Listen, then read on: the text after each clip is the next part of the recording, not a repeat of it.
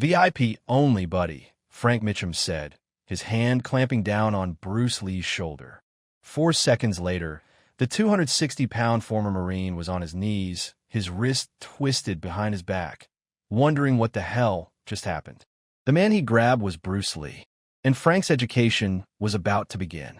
The premiere lights of Grauman's Chinese theater painted Hollywood Boulevard in artificial daylight at 9 o'clock on a warm September evening in 1969. Limousines stretched for 3 blocks, each one disgorging another celebrity in evening wear, another flash of cameras, another wave of screaming fans pressed against police barricades. This was Hollywood royalty at its finest. The premiere of a film that would be forgotten in 6 months, but the party that would be remembered for years. Frank Mitchum stood in the Backstage VIP lounge, arms crossed over his massive chest, eyes scanning the room with the methodical attention of someone who'd learned to spot threats in Vietnamese jungles. At 6'4" and 260 pounds, Frank was built like a wall. Not the sculpted, aesthetic muscle of a bodybuilder, but the functional, dense mass of a man who'd spent 3 years in Marine Force recon, followed by 2 years in private security. His hands were scarred at the knuckles, his nose had been broken twice, and his eyes carried the flat, evaluating stare of someone who'd seen people die and made peace with the possibility it might happen to him. Tonight, his job was simple. Keep Steve McQueen safe, keep Steve McQueen happy, and keep unwanted guests away from the VIP area. The first 2 were easy. McQueen was the coolest man in Hollywood and didn't attract trouble. The third was harder. Everyone wanted access to Steve McQueen. Fans, aspiring actors, hangers-on, people who thought proximity to fame might transmit some magic to their own lives. The lounge itself was designed for exactly this kind of exclusivity. Low lighting, leather sofas the color of tobacco, a mahogany bar stretching along one wall where a bartender in a white jacket mixed drinks that cost more than most people's weekly salary. Jazz played softly from hidden speakers. Miles Davis, cool and sophisticated. The air smelled of expensive cologne, cigarette smoke, and the particular brand of entitlement that came with being beautiful, famous, and desired. Steve McQueen held court near the bar, wearing a perfectly tailored tuxedo with a bow tie already loosened, a tumbler of whiskey in one hand, that trademark half-smile on his face.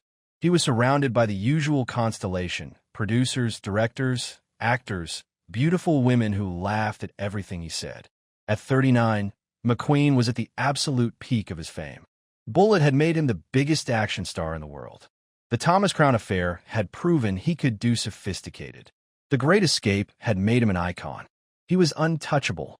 Frank stood 15 feet away, close enough to intervene if needed, far enough to be unobtrusive.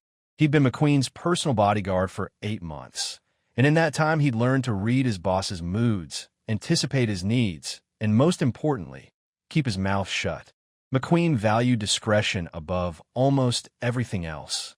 The door to the backstage area opened, admitting a burst of noise from the public areas, screaming fans, camera flashes, the orchestrated chaos of a Hollywood premiere. Frank's attention snapped to the door immediately, evaluating. A man entered, and Frank's first assessment was wrong. The man was Asian, Chinese, Frank guessed, though he'd never been good at distinctions. He wore a simple black suit, well-tailored, but not expensive, no bow tie, just a thin black tie that looked more like something a jazz musician would wear than Hollywood formal wear. He was small, maybe 5'7", 5'8", couldn't weigh more than 140. His hair was neat, his face unlined and youthful, though something in his eyes suggested he was older than he looked. He moved with an unusual quality of stillness, each step economical, no wasted motion. What registered wrong to Frank was simple. This man hadn't arrived in a limousine. He wasn't accompanied by handlers or publicists. He wasn't dressed like Hollywood royalty. And most tellingly, he was Asian in a room where everyone else was white except for the service staff. Frank's assumption formed in less than a second. Kitchen staff, or maybe someone from the catering company who'd gotten lost or was trying to sneak a glimpse of the celebrities. It happened sometimes. The help got starstruck, wandered into restricted areas, needed to be redirected firmly, but politely. The man walked towards Steve McQueen with the confidence of someone who belonged, which made Frank's radar ping even harder. Confident crashers were more dangerous than nervous ones. They could get close before you realized they didn't belong. Frank moved to intercept, his size and military bearing enough to make most people reconsider their trajectory. But this man didn't even glance at him, just kept walking toward McQueen with that same unhurried, economical movement. Frank stepped directly into his path and reached out, his right hand landing on the man's shoulder with the weight of authority and 260 pounds behind it. His grip was firm, not violent, but undeniably controlling. This was the grip that said, "I can move you wherever I want, and we both know it." "VIP only, buddy," Frank said, his voice carrying the flat command tone he'd learned in the Marines. "Kitchen staff uses the back door." The man stopped. He didn't pull away, didn't tense up, didn't show any of the normal reactions Frank expected. He just stood there, looking up at Frank with dark eyes that seemed to be observing something interesting rather than threatening. "Remove your hand," the man said quietly. His voice was calm, almost gentle, with a slight accent that Frank couldn't quite place. Not threatening, not angry, just stating a fact. Like he'd asked Frank to pass the salt. Frank's grip tightened slightly. He'd dealt with plenty of people who thought they could talk their way past security. The trick was to be firm early, establish dominance, make it clear that compliance wasn't optional. "I'm not going to ask again," Frank said. "VIP area is restricted. You need to." "Frank," Steve McQueen's voice cut through the ambient noise. Frank glanced over, not releasing his grip, and saw McQueen separating from his group, walking toward them with that loose, casual stride that made everything look effortless. "Frank, what are you doing?" McQueen said, and there was amusement in his voice, which confused Frank. "Just escorting this gentleman to the appropriate area, Mr. McQueen. He seems to have gotten turned around." "Turn around?" McQueen laughed, a genuine sound. "Frank, that's Bruce Lee, my martial arts instructor. The guy I've been telling you about for the past 6 months. I invited him." Frank felt something cold drop in his stomach. His hand was still on Bruce Lee's shoulder. Bruce Lee, who hadn't moved, hadn't protested, just stood there with that same calm observation in his eyes. "Mr. Lee, I apologize, I didn't realize," Frank started to say, beginning to remove his hand. "You have 3 seconds," Bruce said quietly, and now there was something different in his voice. Not anger, not threat, but absolute certainty. Frank's Marine training kicked in, threat assessment, response protocol. This man weighed maybe 140. Frank outweighed him by 120 pounds, had 6 inches of height, years of combat training, 3 tours in Vietnam. The rational part of Frank's brain said, there is no threat here. But something deeper, something instinctual, was suddenly screaming danger. Frank's hand was still on Bruce's shoulder. Instead of removing it, Frank's ego made a catastrophic decision. He wasn't going to be intimidated by someone 100 pounds lighter. He was going to finish what he'd started, escort this guy to the side, maintain his authority, maybe apologize more formally once the situation was controlled. Frank squeezed his grip tighter and started to turn Bruce toward the exit, using his superior size and strength to simply physically guide him away. What happened next took 4 seconds. Second one, Bruce relaxed completely into Frank's grip. Where Frank expected resistance, there was none.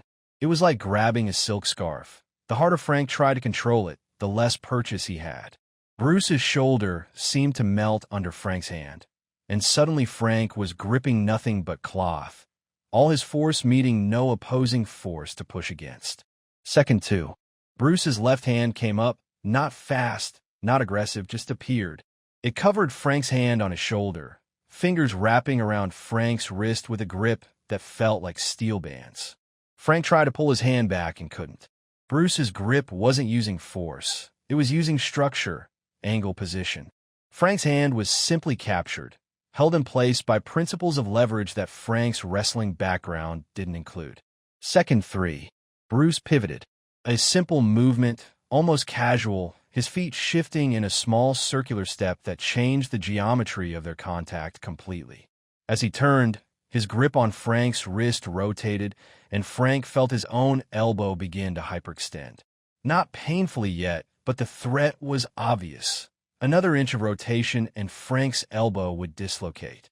At the same time, Bruce's right hand came up, palm pressing against Frank's trapped elbow, creating a frame that controlled Frank's entire arm structure. Frank's balance was suddenly gone. His weight, his strength, his size, all of it was irrelevant.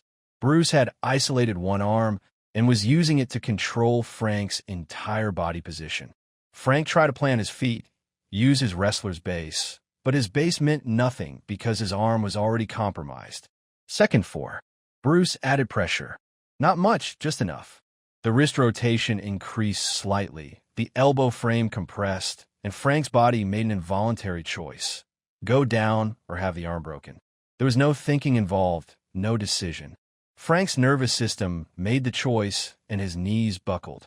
Frank dropped, his right knee hitting the hardwood floor, his left leg, trying to maintain some kind of base.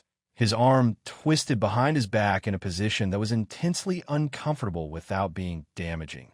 His wrist was locked, his elbow controlled, his shoulder stressed. The pain was sharp and specific, nerve compression, joint stress, the kind of pain that said, "This can get much worse very quickly." Bruce held him there for exactly 1 second. Not gloating, not displaying dominance, just demonstrating. This is what happens when you grab someone who understands leverage better than you understand strength.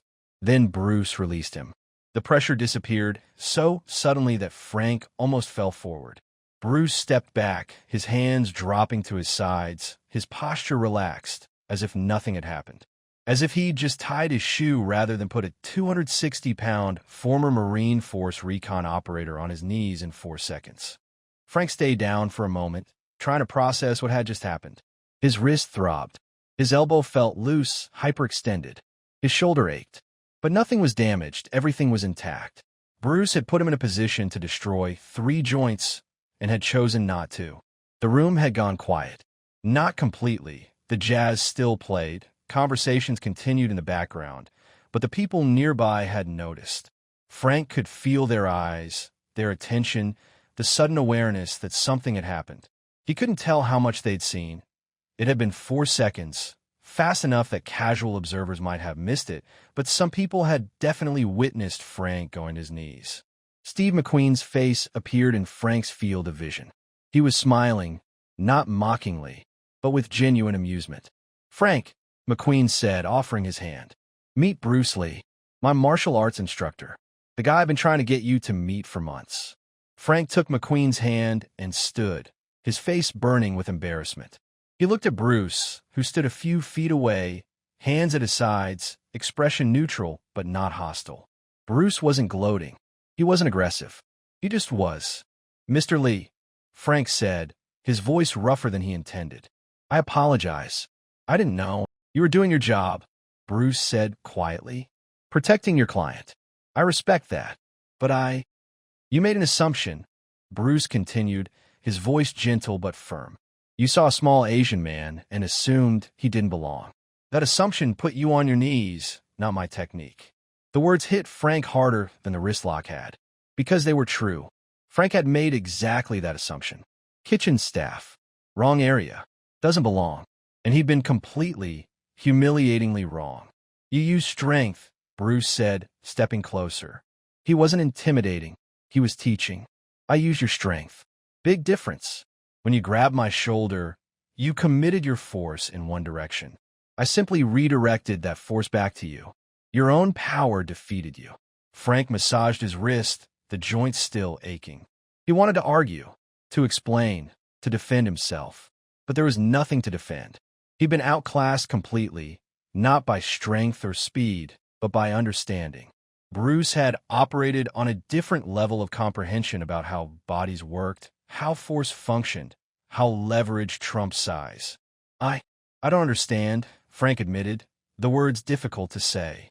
"Most people don't," Bruce said, and now there was something almost kind in his expression. "They think fighting is about strength, speed, aggression. Those things matter, but they're not fundamental. Understanding is fundamental. Structure is fundamental. When you understand how the human body works, its limitations, its leverage points, its nervous system responses, size becomes irrelevant. Steve McQueen clapped Frank on the shoulder, the same shoulder Frank had grabbed Bruce with. He tried to tell you, McQueen said. I've been training with Bruce for 2 years. Best thing I ever did.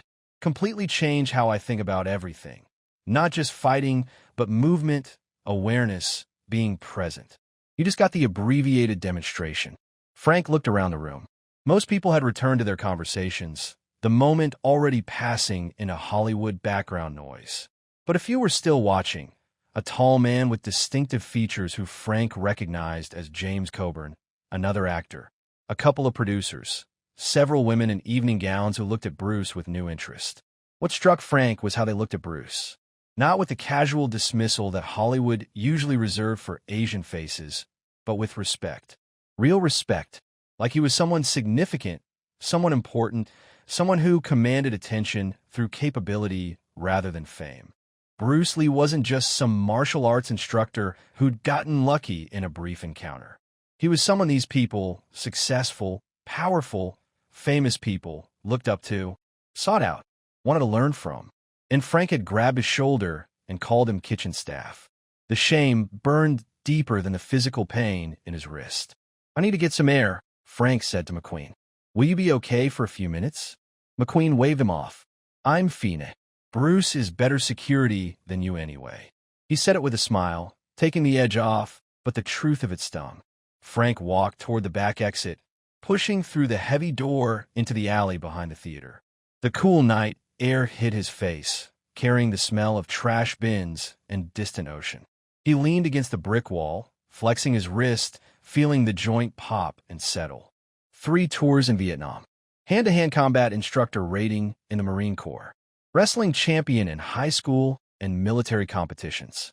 Years of training, fighting, surviving. And some guy who weighed 140 had put him on his knees in 4 seconds without breaking a sweat. Frank replayed the sequence in his mind, trying to understand the mechanics.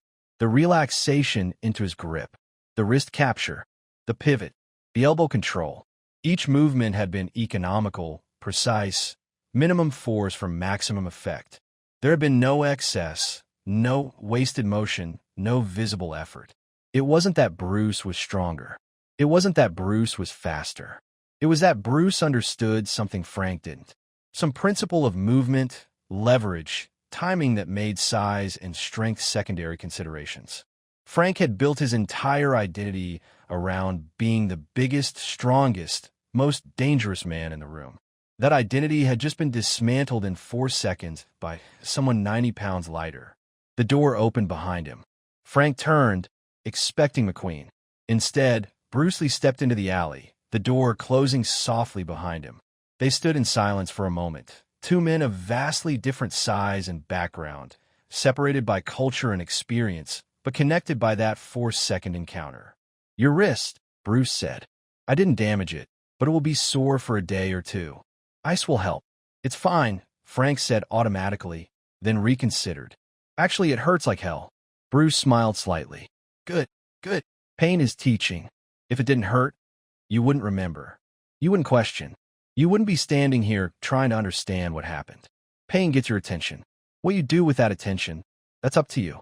Frank looked at this small man who'd just casually destroyed his worldview. What had happened? You relied on strength, Bruce said simply. I relied on structure. You pushed. I redirected. You committed to one direction. I used that commitment against you. It's not mysterious. It's just physics. Leverage, angles, timing, nervous system response.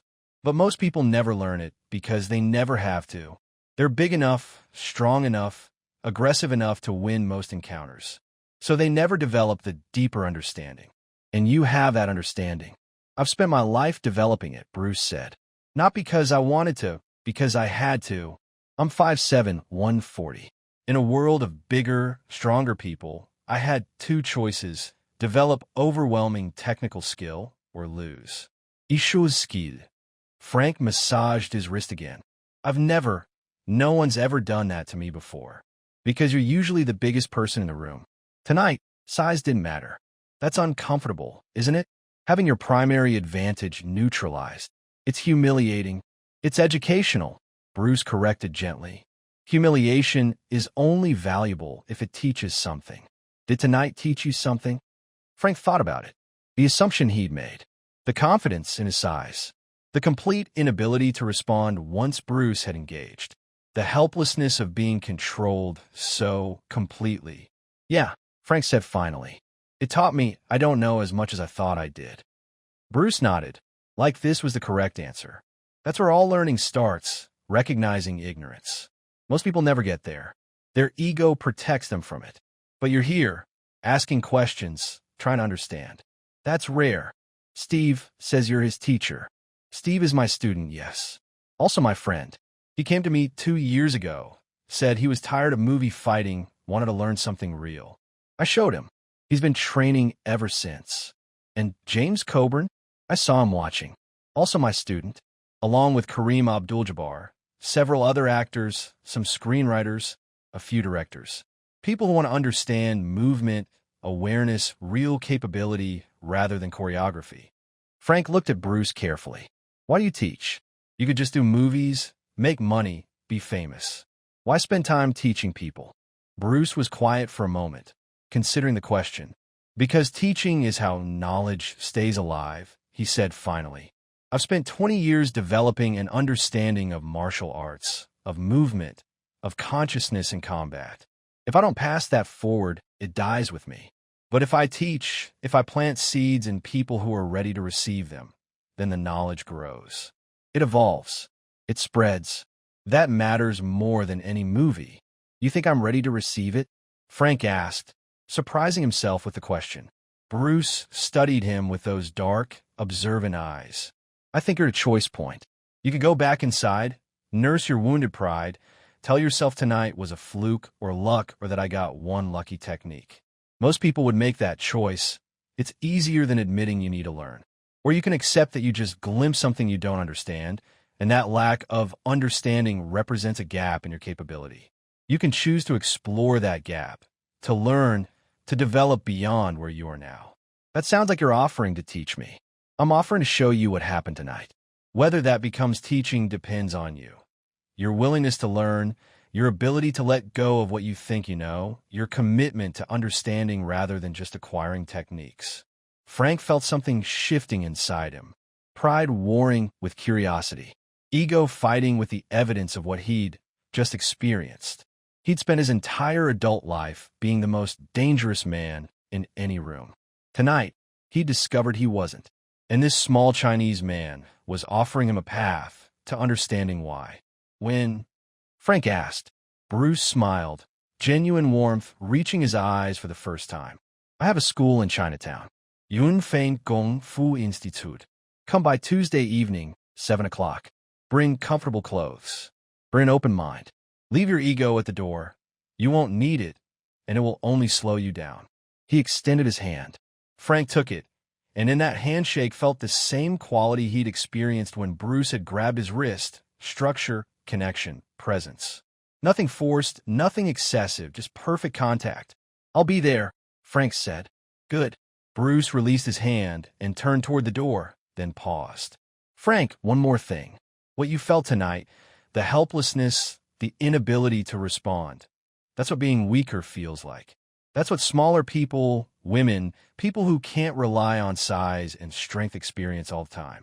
Remember that feeling. Let it teach you empathy along with technique.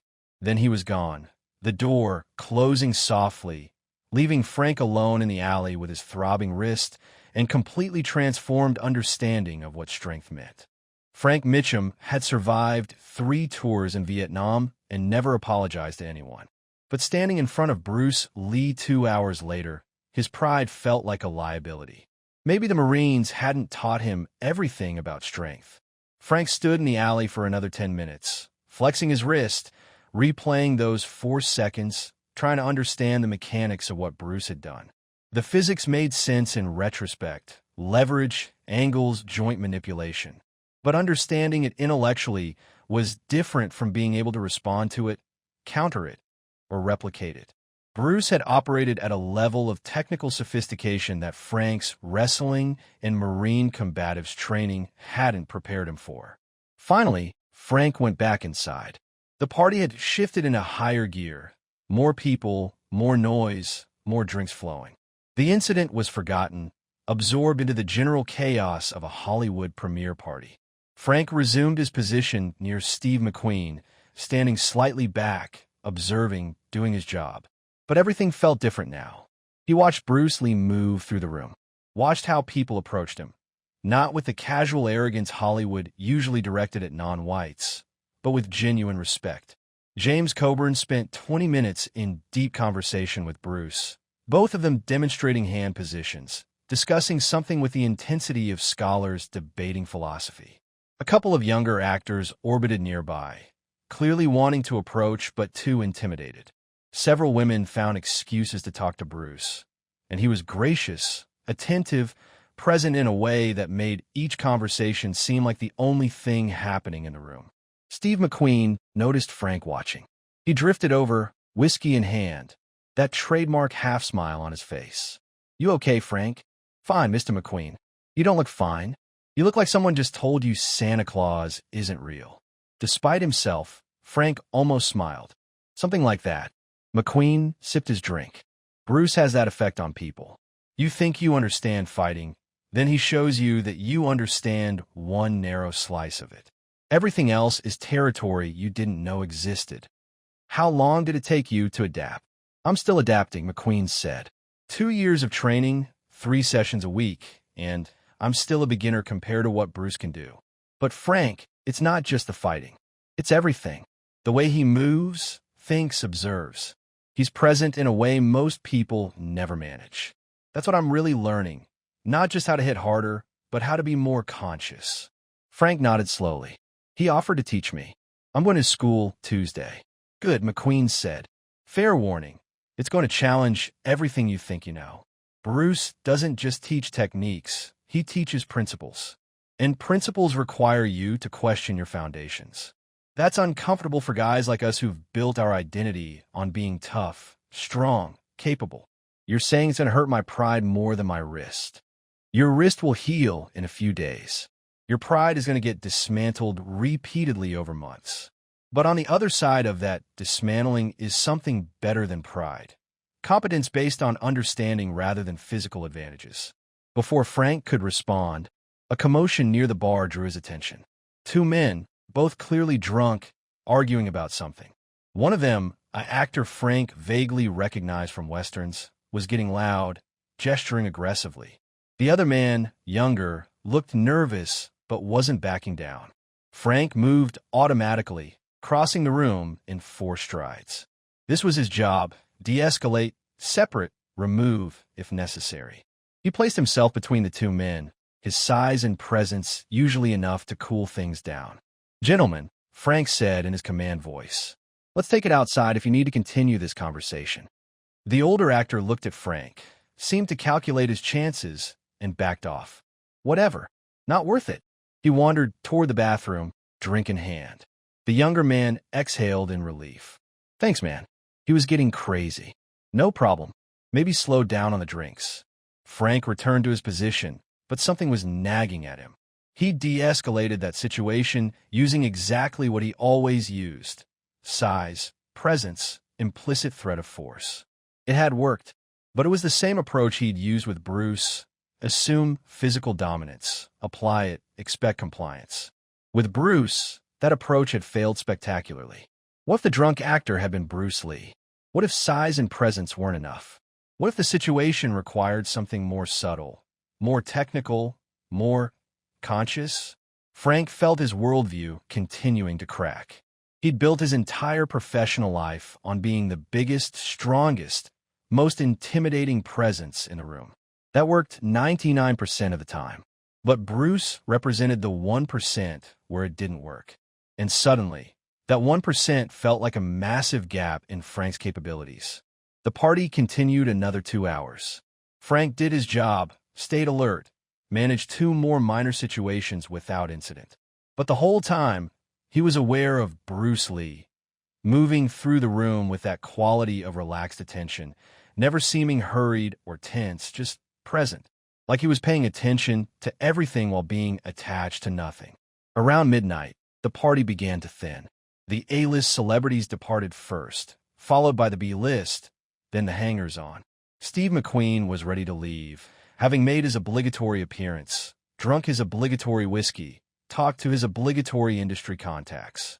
Frank brought the car around, a dark blue Porsche 911, McQueen's personal vehicle that he insisted on driving himself despite Frank's suggestions about chauffeurs. "You want me to drive, Mr. McQueen?" Frank asked, noting the whiskey his boss had consumed. "I'm fine. 2 drinks over 4 hours. You follow in your car." This was the usual arrangement. Frank drove his own car, a nondescript Ford sedan, and followed McQueen home, making sure he got there safely, then headed to his own apartment. As Frank walked to his car in the parking structure, he heard footsteps behind him. His hand went automatically to his hip, where he would have carried a weapon if this were a combat zone. But this was Hollywood, and his weapon was his body. He turned. Bruce Lee approached, also heading to his car, a small, well-maintained Toyota. Not what Frank expected.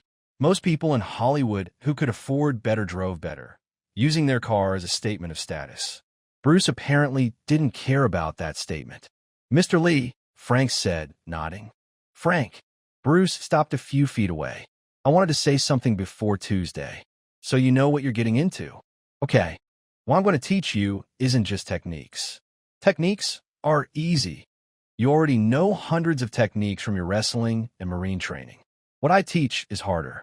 It's about changing how you think about fighting, about strength, about consciousness under pressure. That requires unlearning before you can learn. Unlearning is painful. It means admitting that things you've believed for years might be incomplete or wrong." Frank felt something tighten in his chest. "I'm willing to try." "Trying isn't enough," Bruce said, not unkindly. "You have to be willing to fail, to look stupid, to be the worst person in the room at something you thought you were good at. Most big guys can't do that. Their ego won't allow it. They'd rather stay confident and incomplete than become humble and capable." "I was on my knees tonight," Frank said, "in front of 30 people. My ego already took the hit." Bruce smiled slightly. "Tonight was just the introduction. Tuesday, we begin the real work. And Frank, one more thing. Leave your assumptions at the door. You assumed I was kitchen staff because I'm Asian. That assumption led directly to you being on your knees. In my school, everyone is equal. Celebrities train next to construction workers. Men train with women, different races, different backgrounds. All that matters is the willingness to learn. Can you handle that?" The question was pointed. Frank felt it like a knife, cutting through his comfortable assumptions about the world. He'd grown up in a segregated America, served in a largely white military, worked in an industry where racial hierarchies were unquestioned. Bruce was asking if he could set all that aside. "I can handle it," Frank said, meaning it. "Good. 7 o'clock Tuesday. The address is 628 College Street, Chinatown. Small building, 2nd floor. Don't be late." Bruce walked to his Toyota, got in, and drove away without fanfare. Frank watched the taillights disappear, then got into his own car. The drive back to his apartment in West Hollywood took 30 minutes through light traffic. Frank lived alone in a 1-bedroom apartment that was aggressively impersonal. Minimal furniture, no decorations, nothing that revealed anything about who he was. It was a place to sleep between jobs, nothing more. He made instant coffee, black, strong, and sat at his small kitchen table, massaging his still sore wrist. His mind wouldn't stop replaying those 4 seconds. Couldn't stop analyzing what had happened, looking for the moment where he could have done something different, responded differently, prevented the outcome. But the truth was brutal. There had been no moment. Bruce had controlled the entire encounter from the instant Frank grabbed his shoulder. Every option Frank might have taken had been anticipated, neutralized, rendered irrelevant by Bruce's superior understanding of body mechanics. Frank had lost before the fight even started, because he'd been fighting while Bruce had been responding. There was a difference, one Frank was only beginning to understand. He pulled out a notebook, a habit from his Marine days, keeping a log of operations, lessons learned, things to remember. He'd maintained the habit in civilian life, though his entries now were less about tactical situations and more about professional observations. Tonight, he wrote, September 14th, 1969. Grabbed Bruce Lee's shoulder. He put me on my knees in 4 seconds using a wrist lock and leverage I didn't know existed. Size, strength, training, none of it mattered. He operated on a different level. Not faster, not stronger, more conscious, more aware, more understanding of how bodies actually work versus how we think they work. Felt humiliated, but more than that, curious. What else don't I know? What other gaps exist in my capabilities? I've been confident because I'm big, strong, trained. But confidence based on incomplete understanding is just ignorance with muscles. Starting training Tuesday at his school in Chinatown. Don't know what to expect. McQueen says it will challenge my foundations. Good. Maybe my foundations need challenging. Note, Bruce said to remember what helplessness feels like. That's what weaker people experience all the time. He's right. Tonight I learned what it's like to be overpowered by someone who understands principles I don't. That feeling, complete inability to respond, total control by someone else. That's what I've probably made other people feel my whole life. Smaller guys I've pushed around, people I've intimidated with size. Never thought about it from their perspective. Maybe that's part of what Bruce teaches. Not just how to fight better, but how to think better. How to be more conscious of what you're doing and why. Time to sleep. Wrist hurts like hell. Frank closed the notebook and went to bed. Sleep came hard. When it finally came, he dreamed of being back in Vietnam, moving through jungle terrain, aware of threats in every shadow. But in the dream, the threats weren't Viet Cong. They were aspects of himself he didn't understand, gaps in his knowledge that left him vulnerable. He woke at 6 a.m., as he always did, years of military conditioning making sleep past dawn impossible. His wrist was stiff and sore, the joints swollen slightly. He made coffee, did his usual morning routine, shower, shave, check his schedule. Monday was relatively light. Steve McQueen had a lunch meeting, but didn't need security. Frank had the day to himself.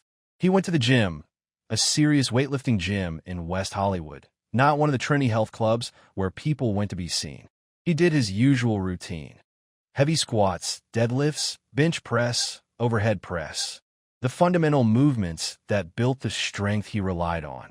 But throughout the workout, he found himself thinking about what Bruce had said. You use strength.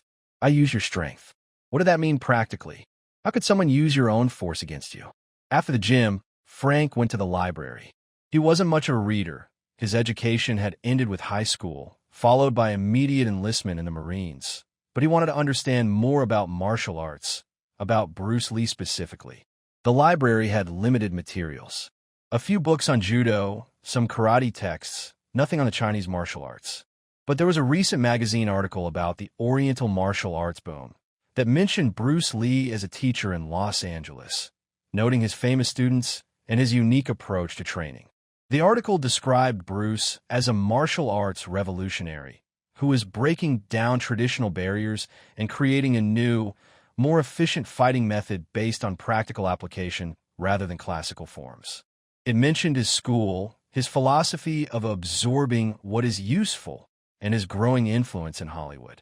Frank read the article twice, trying to piece together an understanding of who Bruce Lee was beyond the 4-second encounter. It became clear that Bruce wasn't just a good fighter. He was a thinker, a philosopher, someone who'd spent years analyzing combat and developing principles that went deeper than technique. That afternoon, Frank did something he almost never did. He called his mother in Texas. They weren't close. Frank's childhood had been difficult, his relationship with his family strained by his decision to join the Marines instead of taking over his father's construction business. But occasionally, he felt the need to connect. Frank, is something wrong? His mother's voice carried immediate concern.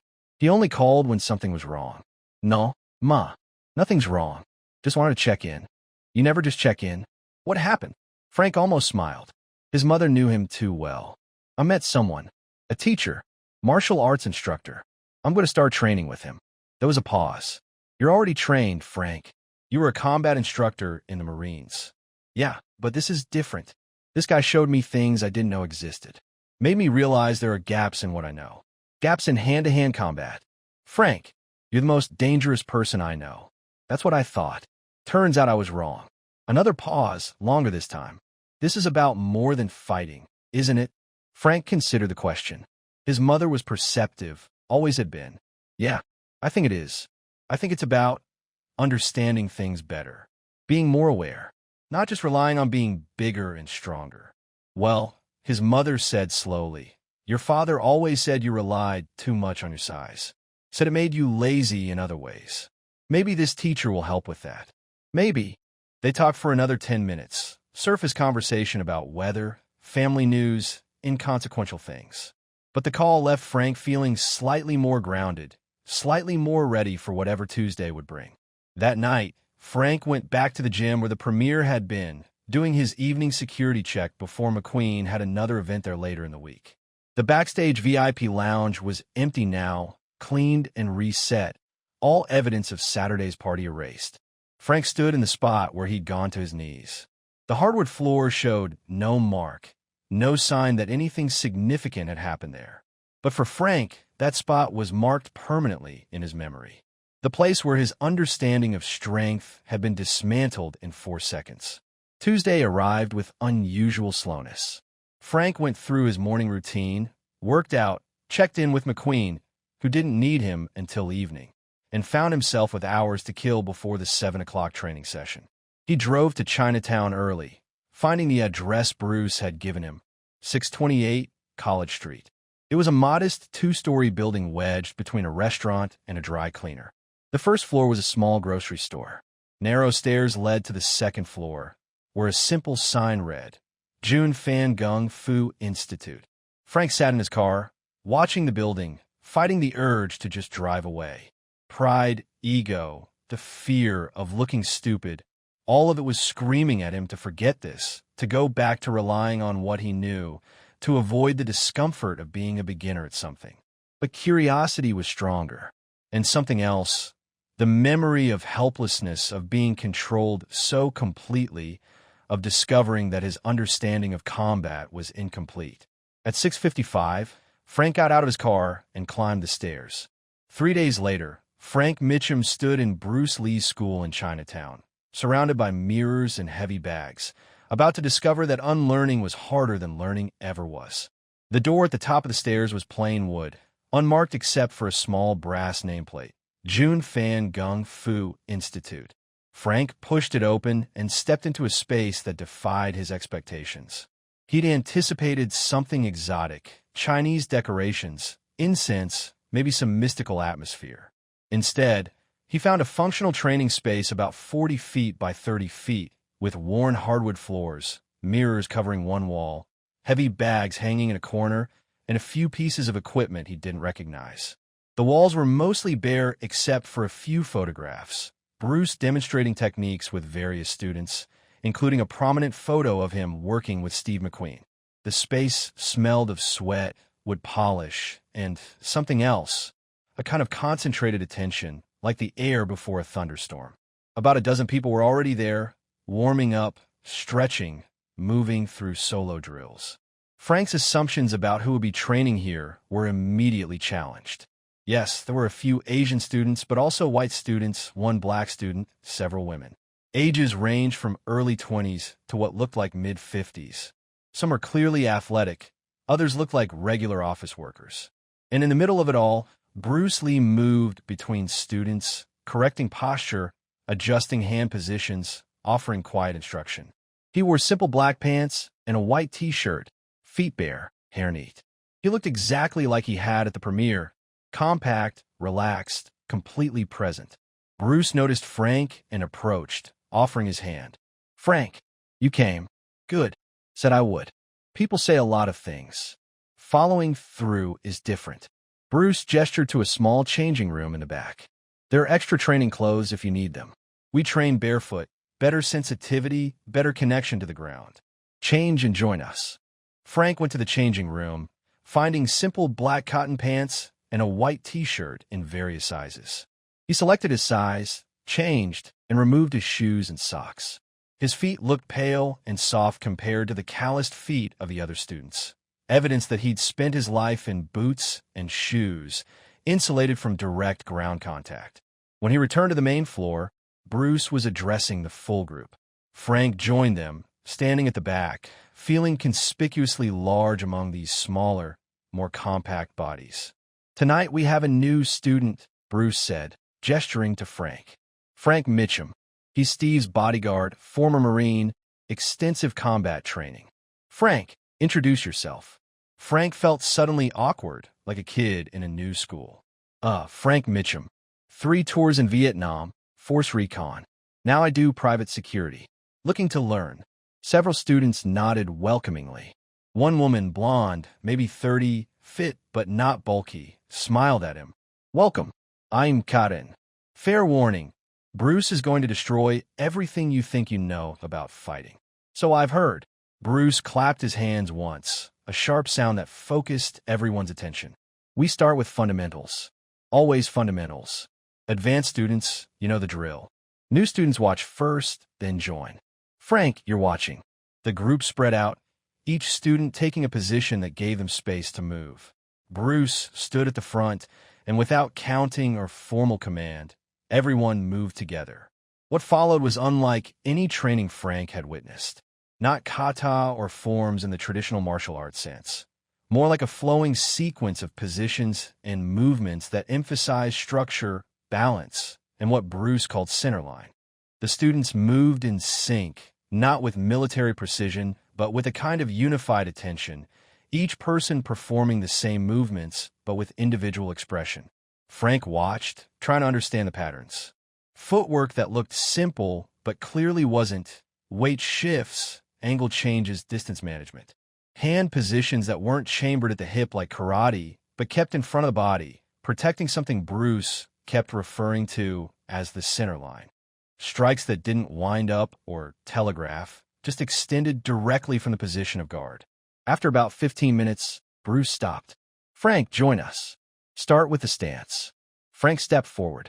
Bruce positioned him, feet shoulder-width apart, knees slightly bent, weight on the balls of the feet, spine vertical, hands up protecting the center line. "This is Yi Ji Kim Young Ma," Bruce said. "Character 2 adduction stance. Your foundation. Everything builds from here." "How does it feel?" "Uncomfortable," Frank admitted. His wrestling stance was wider, lower, weight more on his heels for driving power. This felt narrow, tall, unstable. "Good. Uncomfortable means you're learning. Your body knows this is different from what it's used to. That discomfort is information. Don't fight it, observe it." Bruce walked around Frank, making small adjustments. "Lower your shoulders. They're up by your ears. That's tension. Relax your hips. You're gripping with your thighs. That's fighting the stance instead of inhabiting it." Frank tried to comply, but his body kept reverting to familiar patterns. The tension crept back, the weight shifted to his heels, his stance widened unconsciously. Again, Bruce said patiently, "This time, don't try to hold the position. Just be in the position. There's a difference." Frank reset, tried to relax into the stance rather than forcing it. It felt marginally better, though still foreign. "Better," Bruce said. "Now, hands up. Both hands, guard position. You're protecting your center line, the vertical plane that runs through the center of your body. That's where all your vital targets live. Eyes, nose, throat, solar plexus, groin. Your hands stay on or near that line, so they're always between an attack and your vital targets." Frank brought his hands up, trying to mirror the position he'd seen the other students using. Bruce adjusted them.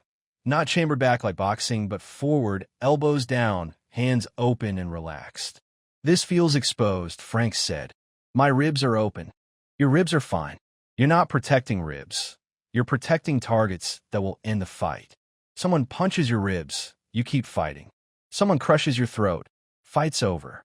Prioritize protection based on consequence, not on instinct." It made sense intellectually, but every instinct Frank had screamed that this guard was wrong. Too narrow, too exposed, too different from the wide, tight guard he'd learned in boxing training. "Now," Bruce said, "I'm going to push your chest. Don't resist. Don't try to stay up. Just feel what happens."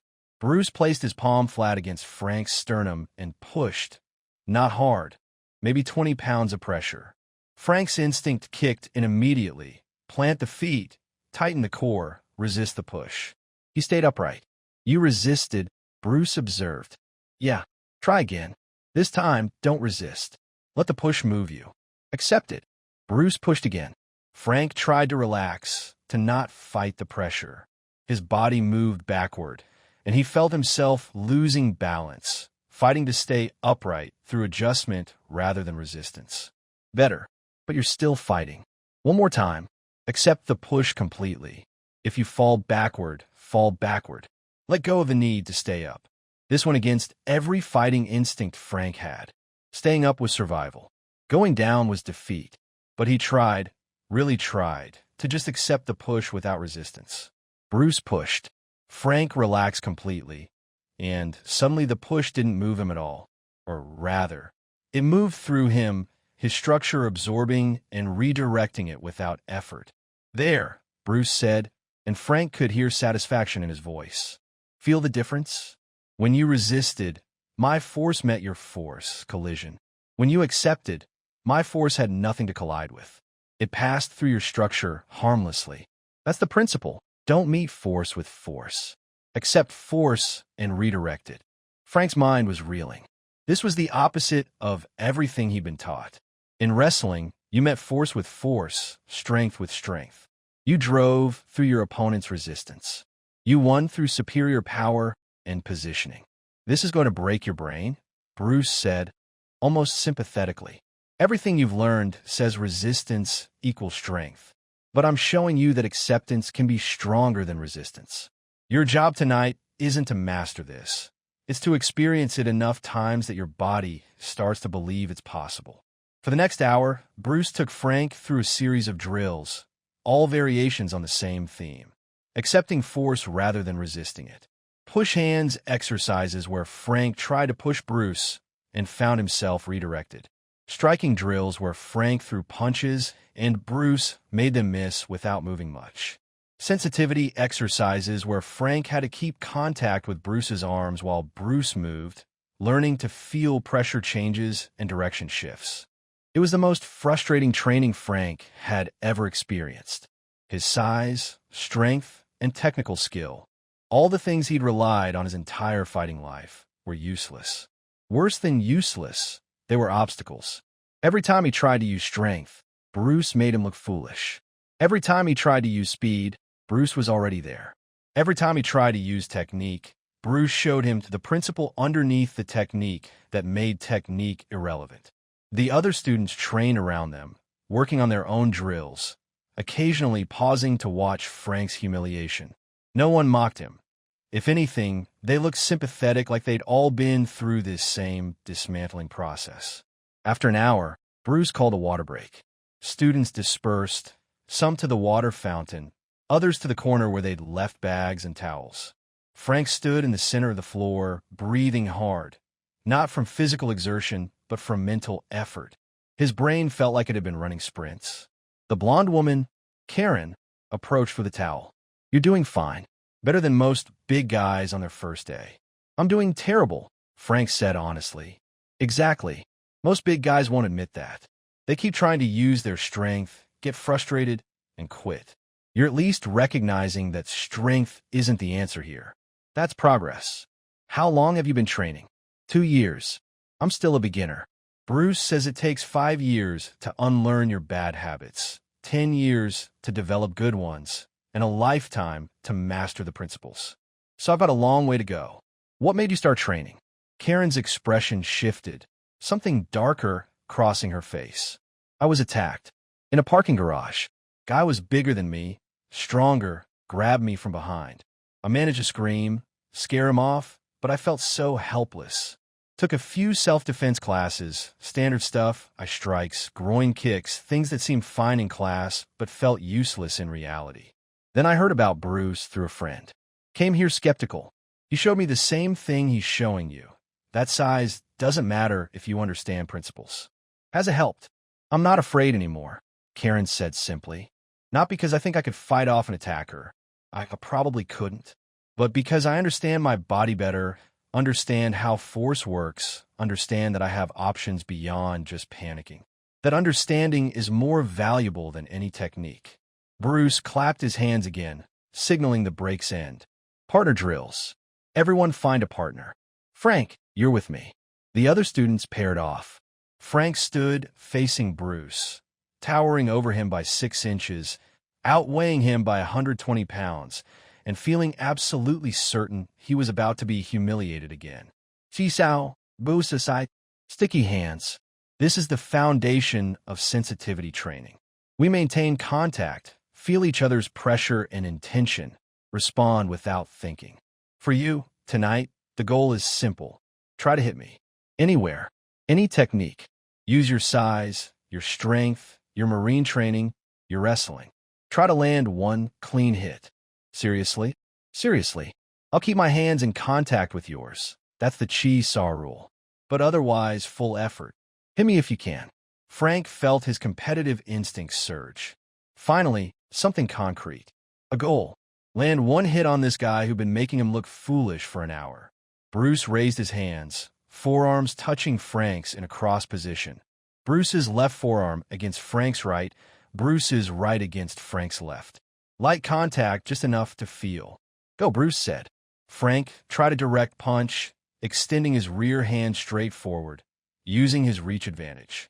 Before his hand traveled 6 inches, Bruce's arm intercepted, redirecting it harmlessly to the side.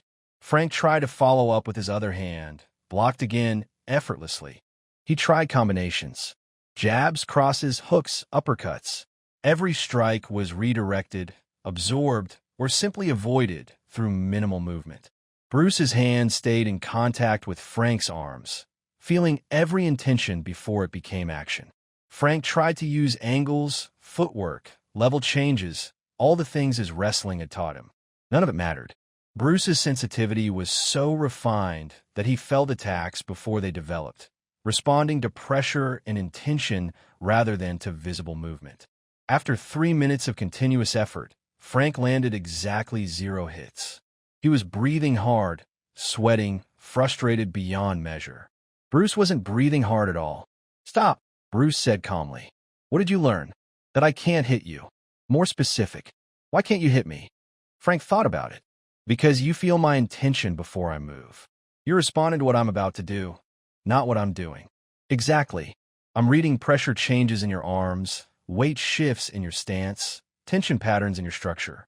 All of that happens before you actually strike.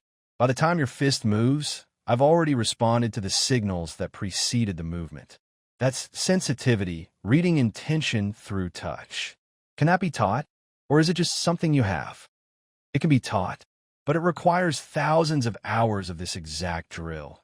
Chi-Saw, sticky hands, maintaining contact, and learning to feel. Most people quit long before they develop real sensitivity because it's frustrating and feels useless.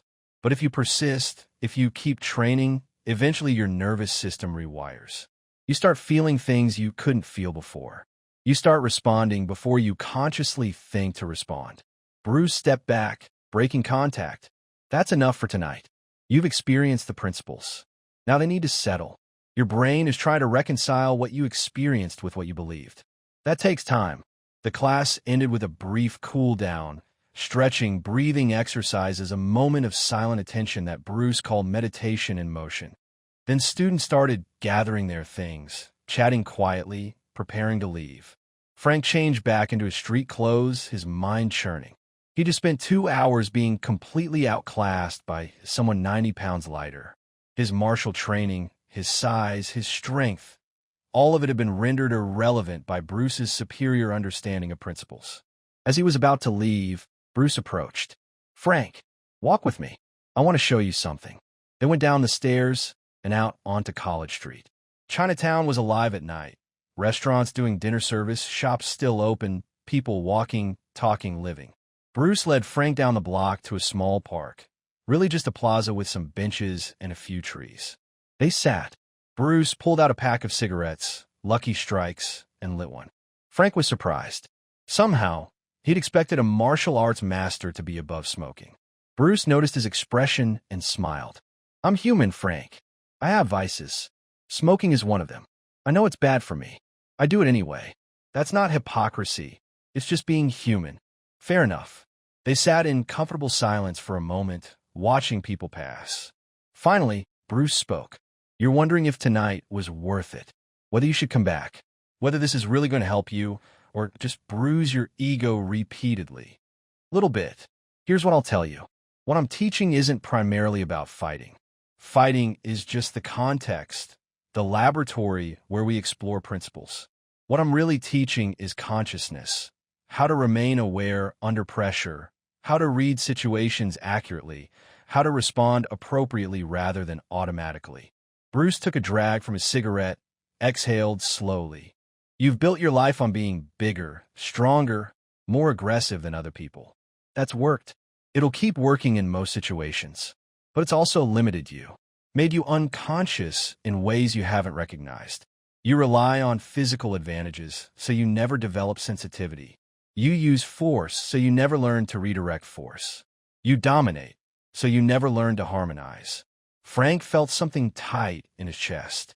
You're saying I'm a blunt instrument. I'm saying you're effective at one thing.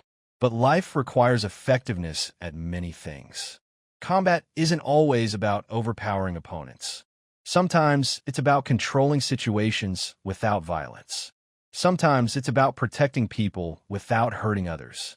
Sometimes it's about managing your own fear, your own aggression, your own tendency to default to what you know instead of responding to what's needed. Bruce stubbed out his cigarette. In Vietnam, you probably killed people. Yes. Yes. Were all those kills necessary? Or were some of them situations where you defaulted to maximum force because that's what your training provided? Frank felt cold. This was the question he'd been avoiding for years. The question that woke him at 3 a.m. sometimes, making sleep impossible. I don't know, he said honestly. Some were definitely necessary. Guys shooting at me, that's clear. But others, checkpoints, villages, uncertain situations. I used force because it was the safest option for me. Whether it was necessary for the situation, I'll never know. That's what I'm teaching you to address. Not the tactical execution, you're already good at that, but the discrimination beforehand. The ability to accurately assess threat levels, to have multiple response options available, to choose the minimum force necessary rather than defaulting to maximum force out of habit or fear. Bruce stood, stretching slightly. Come back Thursday. Same time. We'll work more on sensitivity, on reducing your reliance on strength. It's going to be frustrating. You're going to want to quit. But if you persist, you'll develop capabilities you didn't know were possible. Not just in fighting, in awareness, in consciousness, in being present with reality as it is rather than as you assume it to be. Why are you investing time in me? Frank asked. You've got famous students, people who can pay you well. I'm just a bodyguard. Steve pays me well to teach you, Bruce said with a slight smile. He thinks you need this. He's right. But also, Frank, you have something most of my celebrity students don't have. Real combat experience, real stakes, real understanding of what violence actually is. They're training for fitness, for movie roles, for personal development. You're training because you recognize a gap in your capability. That makes you more coachable than people who are just dabbling. They walked back to the school. Students were filing out, heading to their cars, their regular lives. Frank noticed that several of them bowed slightly to Bruce as they left. Not a formal martial arts bow, but a gesture of respect, of gratitude. One more thing, Bruce said as Frank was about to leave. The racism. You assumed I was kitchen staff because I'm Asian. That's not an unusual assumption in America, 1969. Hollywood is deeply racist. America is deeply racist. I deal with it every day. But Frank, that assumption made you vulnerable. Made you underestimate me. Made you grab my shoulder without understanding who you were grabbing. In combat, that kind of assumption gets people killed. So part of what you're learning here is to see people accurately, not through racial assumptions, not through size assessments, not through any preconceived filter. Just see what's actually there. Frank nodded, feeling the weight of the observation. I'm sorry. For the assumption. For the disrespect. I know, Bruce said simply. That's why you're here. People who aren't sorry don't come back. See you Thursday. Frank drove home, through quiet streets, his mind overflowing with new information, new perspectives, new discomfort. He'd been dismantled tonight. Not violently, not cruelly, but systematically. Everything he thought he understood about fighting had been revealed as incomplete. At his apartment, he made his usual instant coffee, sat at his kitchen table, opened his notebook. September 16th, 1969. First training session with Bruce Lee. 2 hours of having my understanding of combat completely destroyed. Couldn't land a single hit on him. Size, strength, training, all irrelevant against his sensitivity and understanding. He's teaching something deeper than techniques. Teaching consciousness. Teaching me to see my assumptions, my limitations, my reliance on physical advantages that won't always be enough. Asked about Vietnam. About whether all my kills were necessary. Don't have an answer to that. Maybe never will. But he's right. I defaulted to maximum force because that's what training provided. Didn't have other options, so I couldn't choose other options. He's offering to give me other options. But getting there requires becoming a beginner again. Admitting I don't know things I thought I knew. Unlearning before learning. This is harder than Hell Week. Hell Week was just physical suffering. You grit your teeth and endure. This is mental, psychological, having to question foundations you've built your identity on. But I'm going back Thursday. Not because I want to, because I need to. There's something here I don't have. Something more important than technique. Consciousness. Awareness. The ability to see situations clearly instead of through my assumptions and conditioning. Bruce said I'm a blunt instrument. He's right. Time to become something more refined. Frank closed the notebook and sat in silence, drinking his coffee, feeling the weight of transformation beginning. 1980, Steve McQueen sat for his final interview before cancer took him. When asked about Bruce Lee, dead 7 years, Steve smiled sadly and told a story about a bodyguard who learned the most important lesson of his life in 4 seconds. The interview took place in Steve McQueen's home in Santa Paula, California, a ranch property far from the Hollywood spotlight he'd spent decades inhabiting. The interviewer was a young journalist from Rolling Stone, doing a career retrospective piece on one of cinema's greatest action stars. McQueen was 50 years old, gone from the cancer that was slowly killing him, but his eyes still carried that trademark cool intensity. You've worked with a lot of stunt coordinators and fight choreographers over the years, the interviewer said, consulting his notes. But I've heard you train with Bruce Lee. Is that true? McQueen's face softened, something like grief and warmth mixing together. Yeah, trained with Bruce for 5 years, from 68 until he died in 73. Best teacher I ever had. Not just in martial arts, in everything. How to move, how to think, how to be present.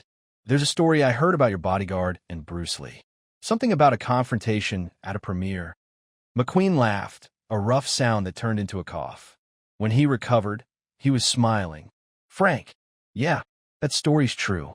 1969, premiere at Grauman's Chinese Theater. Frank was my bodyguard, former Marine, big guy, tough as they come. Bruce showed up. Frank didn't recognize him, thought he was kitchen staff or something. Grabbed Bruce's shoulder, told him to use the back door. What happened? Bruce put him on his knees in 4 seconds. Ristre l'ouvrage perfect technique. Frank outweighed Bruce by probably 120 pounds. Didn't matter. Bruce controlled him completely, then let him up like nothing happened. But the important part, the part people miss when they tell this story, is what happened after. McQueen shifted in his chair, clearly uncomfortable but determined to tell the story properly. Frank could have been embarrassed, could have written it off as a lucky technique, could have gone on with his life. Instead, he apologized. Then he asked Bruce to teach him. And Bruce did. Frank trained with Bruce for 4 years, 3 times a week, until Bruce died. That training changed Frank's life. Not just his fighting, his whole approach to being human. Bruce had that effect on people. He wasn't just teaching punches and kicks. He was teaching consciousness, awareness, how to carry violence without being consumed by it. Where's Frank now? He runs a school. LA area, teaches bodyguards, law enforcement, some military. He's passing forward what Bruce taught him. That's the real legacy. Not the movies, not the fame, but the teaching that spreads from person to person, generation to generation. The interviewer made notes. Bruce Lee died 7 years ago. Do you think about him often? Every day, McQueen said quietly. Bruce showed me things about myself I didn't want to see. Made me confront my ego, my assumptions, my tendency to rely on charm and image instead of substance. He was the realest person I knew in Hollywood. No bullshit, no pretense, just pure authenticity. I miss that. Miss him. Do you think his influence will last? McQueen smiled. His movies will be remembered. But his real influence, the philosophy he taught, the consciousness he developed, that'll last longer than any film. It's in the people he taught and the people they're teaching. It spreads invisibly, underground, person to person. That's more powerful than fame. Frank Mitchum School, Los Angeles, October 1980. The building was in a light industrial area of L.A., a former warehouse converted into a training facility. The sign outside read, Mitchum Defensive Systems, professional training for security and law enforcement. Inside, the space was larger than Bruce's old school in Chinatown, but it carried the same quality of serious attention. No mystical decorations, no Eastern exoticism, just functional training space with mirrors, equipment, and the worn patina of heavy use. Frank was 45 now, grayer at the temples, carrying a few more scars and a lot more wisdom. His body had aged well. He still moved with the power of his Marine days, but now tempered with the sensitivity and awareness Bruce had taught him. He wasn't just strong anymore. He was conscious. Tuesday evening, 6 o'clock, Frank taught a class of 20 students, bodyguards, police officers, a few military personnel on leave, several civilians who work high-risk security jobs. The mix of people would have surprised the younger Frank, the one who'd grabbed Bruce's shoulder in 1969. Women training alongside men. Different races, different backgrounds, all treated exactly the same as students trying to learn. Frank stood at the front of the class, wearing simple black pants and a white t-shirt, the same uniform Bruce had worn. On the wall behind him hung a framed photograph. Bruce Lee demonstrating a technique, his body captured in perfect motion, his expression focused and alive. Below the photo, a small plaque. Bruce Lee, 1940 to 1973. My teacher. Before we start, Frank said, his voice carrying the command authority he'd never lost but now wielded with more precision. I want to tell you a story. Some of you have heard this before, but new students haven't. It's about the night I learned the most important lesson of my life. The students settled, giving him their attention. 1969, I was working as Steve McQueen's bodyguard. We were at a premiere, Backstage VIP area. I saw a small Asian guy walking towards Steve, and I made an assumption. I assumed he didn't belong. Assumed he was kitchen staff or a crasher. So I grabbed his shoulder and told him to use the back door. Frank paused, letting that sink in. That man was Bruce Lee. And in 4 seconds, he put me on my knees with a wrist lock I didn't see coming, couldn't counter, and couldn't escape. I outweighed him by 120 pounds. I had 3 tours in Vietnam, force recon training, wrestling championships. None of it mattered. He controlled me completely. A few students shifted, uncomfortable with the image of their instructor being dominated. Frank smiled slightly. Here's why I tell you this story. Bruce Lee could have humiliated me. He could have hurt me, seriously hurt me. He had complete control, and I was helpless. But he didn't. He used exactly the force necessary to make his point. Then he let me up. That restraint, that choice to not hurt when he easily could have, that was more impressive than the technique. Frank walked along the line of students, making eye contact with each one. I teach you techniques. Strikes, locks, controls, defensive tactics. All of that is important. But here's what's more important: judgment. The ability to accurately assess threat levels. The capability to choose your response rather than defaulting to maximum force. The wisdom to know when violence is necessary and when it's not. He stopped, turning back to face them. Bruce Lee taught me that real strength isn't the ability to destroy. It's the ability to choose not to destroy. Anyone can learn to hurt people. That's easy. What's hard is learning to carry that capability consciously, to use it discriminately, to remain human while being capable of violence. Frank gestured to the mat. Pair up. We're doing sensitivity drills. The goal isn't to overpower your partner. It's to feel their intention, respond to their pressure, develop awareness. Strength and speed will come naturally to most of you. Consciousness has to be trained. The class spread out, pairing off, beginning the drills Frank had learned from Bruce 11 years ago. She saw push hands, contact sensitivity exercises that looked gentle but developed profound capability. Frank moved between pairs, correcting, adjusting, offering the same kind of patient instruction Bruce had given him. After class, as students were leaving, a young bodyguard approached Frank. His name was Marcus, mid-20s, ex-Army, built like a linebacker. He'd been training for 2 months and was struggling with the same things Frank had struggled with: the discomfort of not relying on size, the frustration of being redirected by smaller training partners. "Frank, can I ask you something?" "Of course." "This training, the sensitivity stuff, the consciousness you talk about, does it actually work in real situations? I mean, you were a Marine, you've been in combat. When things get violent, don't you just revert to basics? Size, strength, aggression?" Frank considered the question. "Come here. I want to show you something." He led Marcus to a corner of the school where Frank kept his personal memorabilia. Photos from his Marine days, commendations, a shadow box with his medals. And mixed in, photos with Bruce Lee. The two of them training, demonstrating techniques, Bruce correcting Frank's structure. After I started training with Bruce, I did some additional private security work. High-risk stuff, protecting executives in dangerous areas, occasional bodyguard work for people with serious threat profiles. I got into several situations where violence happened, or almost happened. Frank pointed to one photo, him and Bruce in Chisaw position, arms crossed, both smiling. What Bruce taught me saved my life at least twice. Not the techniques, the awareness. The ability to read situations before they exploded.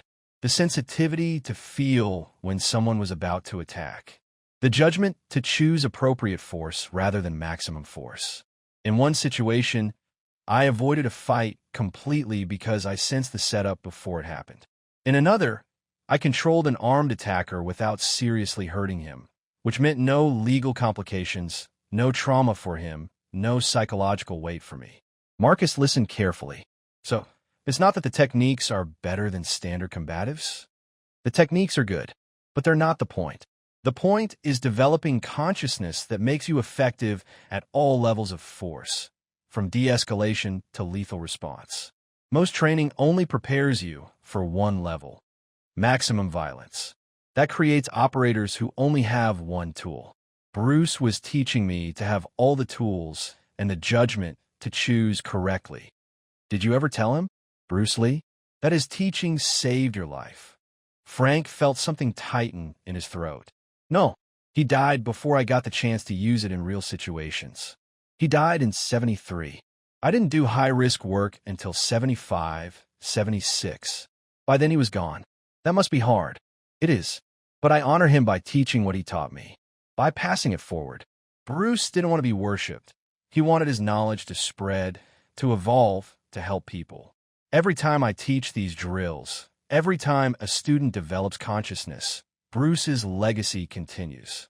Marcus nodded slowly. "Thank you for explaining. I'll stick with the training, even though it's frustrating. The frustration is part of it. Bruce told me, comfort is stagnation. Discomfort is growth. If training feels comfortable, you're not learning. You're just repeating what you already know."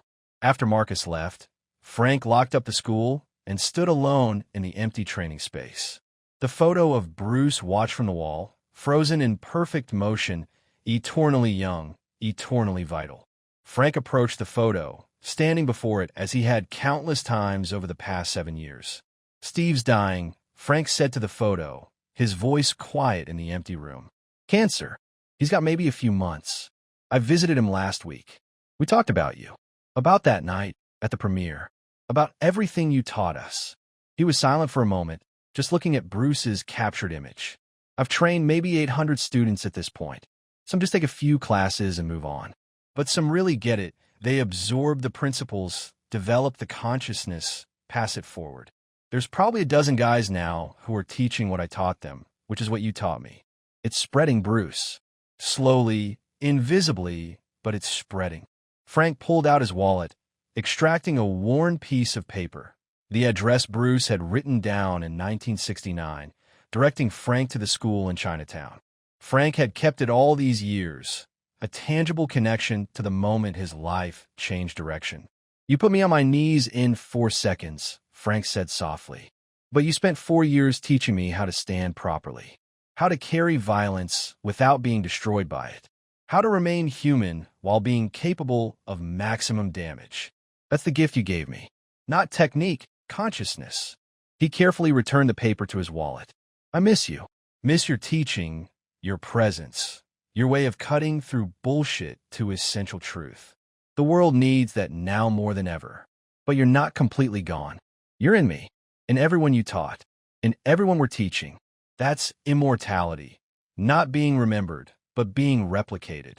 Your consciousness spreading through generations, making warriors more complete, more human, more aware." Frank turned away from the photo, moving toward the door. But before leaving, he bowed slightly. The same gesture of respect he'd seen Bruce's students make, the acknowledgement of debt, of gratitude, of connection that transcended physical presence. Frank's journal. October 15th, 1980. Steve McQueen died today. Cancer took him. He was 50 years old. Too young. Too much life left to live. I visited him 2 weeks ago. He was thin, weak, but his spirit was still strong. We talked for hours about Bruce, about the training, about what we'd learned. Steve said Bruce taught him how to be present, how to shed the Hollywood persona and connect with reality directly. Said it was the most valuable thing he'd learned in his entire life. Now they're both gone. Bruce died at 32 in 1973. Steve at 50 in 1980. Two people who shaped my life, who showed me possibilities I didn't know existed. Both gone too soon. But their teaching isn't gone. I carry it. My students carry it. It spreads through personal transmission, person to person, the way Bruce always said it would. Not through fame or official channels, but through the quiet work of teaching conscious people who teach other conscious people. I'm 45 years old. If I live another 30 years, not guaranteed, but possible, I'll keep teaching. Keep spreading what Bruce taught me. Keep building that invisible network of conscious warriors who understand that real strength includes the wisdom to restrain. That's how we honor the dead, not by mourning, but by continuing their work. Bruce's work was developing and spreading consciousness. Steve's work was authentic presence. Both of those are alive in me, in my students, in everyone who received their teaching. The forest keeps growing. The seeds Bruce planted in 1969 when he put me on my knees, those seeds are trees now, producing their own seeds, spreading further than Bruce ever saw. That's legacy. That's immortality. That's what it means to really teach. Not just transmit information, but transform people who transform others. Rest in peace, Steve. Give Bruce my regards, wherever you both are. Tell him the teaching continues. Tell him his consciousness is spreading. Tell him he succeeded. The work continues. Frank Mitchum's School, Los Angeles. Present day, October 1980. It was late evening, almost 9 o'clock. Frank had finished his last class hours ago, but he'd stayed at the school, doing paperwork, organizing, thinking. The news of Steve's death had hit him harder than he'd expected. He'd known it was coming. Cancer didn't give you much ambiguity, but knowing and experiencing were different things. The phone rang. Frank almost didn't answer, but something made him pick up. Mitchum Defensive Systems. Frank? It's Linda. Linda Lee. Frank sat down, suddenly needing the support of a chair. He hadn't spoken to Bruce's widow in years, though he'd thought about her often, wondered how she was managing, how she was raising Bruce's children without him. Linda, how are you? I'm okay. I heard about Steve. Wanted to check on you. I know you two were close. Thank you. Yeah, it's hard. He and Bruce were the two people who changed my life. Now they're both gone. I know. Her voice carried shared grief, shared loss. Frank, I wanted to tell you something. After Bruce died, I found his journals. He kept detailed notes about his teaching, his students, his philosophy. You were in there. A lot. He wrote about the night at the premiere, about your training, about your transformation. Frank felt emotion threatening. What did he say? He said you were one of his most successful students. Not because you became the most technically skilled. Bruce had students who were more naturally gifted. But because you understood the deeper purpose. You got that he wasn't teaching fighting. He was teaching consciousness. And more than that, you committed to passing it forward.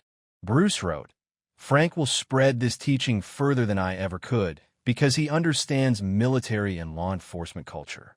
He's a bridge between my philosophy and the warrior world. That's valuable beyond measure. Frank couldn't speak.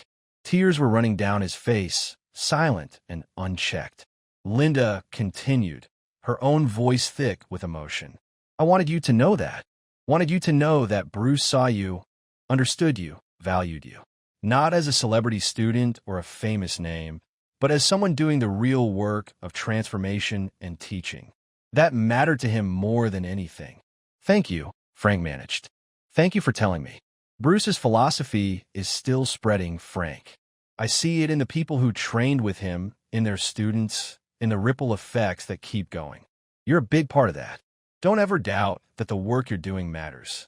They talked for another 20 minutes about Bruce, about Steve, about the strange club they belonged to, people who've been transformed by someone who died young but left an oversized legacy. When Frank finally hung up, he sat in the quiet office, letting the weight of the conversation settle. He pulled out his journal, the same practice he'd maintained since 1969, 11 years of entries documenting his training, his teaching, his evolution. He opened to a fresh page and began to write. October 15th, 1980. Steve died today. Linda Lee called tonight, told me Bruce had written about me in his journals. Said I understood the deeper purpose. Said I was a bridge between his philosophy and the warrior world. I don't feel like a bridge. I feel like a student who's still learning, still discovering layers I didn't see before. But maybe that's the point. Maybe being a bridge means you never arrive. You're always in the middle, connecting two sides, facilitating transmission without claiming mastery. 11 years since Bruce put me on my knees. 11 years of training, teaching, passing forward what he taught me. 800 students, give or take. Most didn't stick with it, but some did. Some really got it. And those are now teaching others. I think about that night at the premiere often. The assumption I made. The humiliation I felt. The choice I made to apologize and learn rather than protect my ego. That choice changed everything. If I'd walked away, if I'd written it off as a lucky technique, if I'd let my pride prevent me from becoming a student, I'd still be just a blunt instrument. Strong, dangerous, but unconscious. Bruce gave me consciousness. Steve encouraged me to develop it. Now they're both gone, and I'm the one carrying the teaching forward. That's a responsibility, a sacred one. Every time I teach, I'm representing Bruce's philosophy. Every time a student transforms, Bruce's legacy extends further. That's not a burden, it's an honor. The work continues. As long as I'm alive, as long as I can teach, the work continues. Bruce, Steve, wherever you are, thank you for seeing something in me worth developing, for being patient with my ego and my resistance, for showing me that strength without consciousness is incomplete. The forest keeps growing. Frank closed the journal and stood. He walked out onto the training floor, the space empty and quiet now, just polished wood and mirrors reflecting dim light. He moved to the center, the same position where he stood every day to teach, and dropped into the stance Bruce had taught him 11 years ago. Yeji, Kim, Yenguma. Character 2 Adduction Stance. His foundation. He stood there for 5 minutes, feeling his structure, his breath, his awareness. Not doing anything, not training anything, just being present with the moment. This was meditation in motion, the practice Bruce had introduced him to, the cultivation of consciousness that underlaid all technique.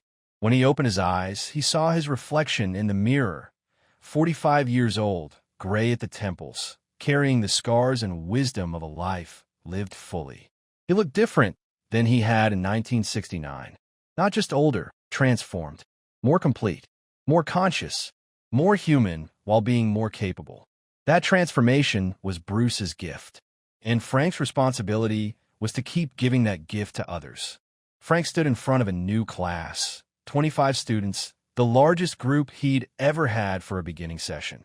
Word was spreading about his school, about the different approach he took, about training that emphasized consciousness over pure technique. Among the students was a young man who reminded Frank of himself at 25. Big, 6'3", probably 240, ex-military haircut, Marine Corps tattoo visible on his forearm. He stood in the back, arms crossed, expression skeptical. The body language said, "I'm here to see if this is legit, and I'm not convinced yet." Frank recognized that skepticism. He'd warned himself once. "Welcome," Frank said, his voice carrying to all corners of the room. "Before we begin, I need to tell you what you're getting into. This isn't a typical martial arts school. I'm not going to teach you kata or forms. I'm not going to give you colored belts or titles. What I'm going to teach you is harder than any physical technique. I'm going to teach you to see your assumptions, question your conditioning, and develop consciousness under pressure." He looked directly at the big Marine in the back. "Some of you are here because you're already dangerous and want to be more dangerous. That's fine. You'll learn techniques that will make you more effective. But if that's all you want, you'll probably quit in a few months. Because to really get what I'm teaching, you have to be willing to become a beginner again. You have to be willing to have everything you think you know about fighting challenged." Frank walked slowly along the line of students. "Let me tell you a story. 11 years ago, I was working as a bodyguard for Steve McQueen. I was a former Marine, Force Recon, 3 combat tours, hand-to-hand instructor rating. I was confident, capable, dangerous. Then I grabbed a small Asian man's shoulder at a Hollywood premiere, assuming he didn't belong. That man was Bruce Lee. Several students perked up at the name. Everyone had heard of Bruce Lee by 1980. The Green Hornet, the movies that had made him an international icon before his death. Bruce Lee put me on my knees in 4 seconds. I outweighed him by 120 pounds. I had years more combat experience. None of it mattered. He controlled me completely with a wrist lock I didn't see coming and couldn't counter. The big Marine in the back uncrossed his arms slightly, interest replacing skepticism. Here's the important part. Bruce could have broken my wrist, dislocated my elbow, made me look like a complete fool in front of 30 people. He had total control, but he didn't. He used exactly the force necessary to make his point. Then he let me up. That restraint, that conscious choice to not harm when he easily could have, that was more impressive than the technique. Frank stopped in the center of the room. After that night, Bruce offered to teach me. I trained with him for 4 years, until he died in 1973. He taught me that real strength isn't the capacity for violence. It's the wisdom to restrain violence. Anyone can learn to hurt people. What's hard is learning when not to hurt people. Learning to carry deadly capability consciously, to use it discriminately, to remain human while being dangerous. He gestured to the training floor. That's what I'm offering to teach you.